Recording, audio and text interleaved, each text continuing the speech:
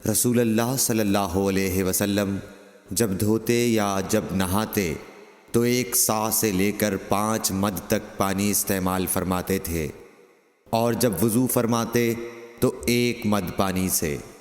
صحیح بخاری حدیث نمبر 201۔ سعد بن ابی وقاص رضی اللہ تعالی عنہ رسول کریم صلی اللہ علیہ وسلم سے نقل کرتے ہیں کہ رسول کریم صلی اللہ علیہ وسلم نے موزوں پر مسح کیا۔ عبداللہ بن عمر نے اپنے والد ماجد عمر رضی اللہ تعالی عنہ سے اس کے بارے میں پوچھا تو انہوں نے کہا سچ ہے، اور یاد رکھو جب تم سے سعد رسول اللہ صلی اللہ علیہ وسلم کی کوئی حدیث بیان فرمائے تو اس کے متعلق ان کے سوا کسی دوسرے آدمی سے مت پوچھو۔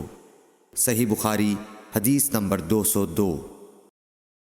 ایک دفعہ آپ صلی اللہ علیہ وسلم رفع حاجت کے لیے باہر گئے تو مغیرہ پانی کا ایک برتن لے کر آپ کے پیچھے گئے۔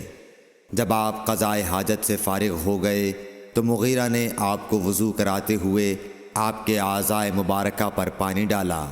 آپ نے وضو کیا اور موزوں پر مسح فرمایا۔ صحیح بخاری حدیث نمبر 203۔ جعفر بن عمرو بن امیہ زمری کو ان کے باپ نے خبر دی کہ انہوں نے رسول کریم صلی اللہ علیہ وسلم کو موزوں پر مسح کرتے ہوئے دیکھا۔ صحیح بخاری حدیث نمبر 204۔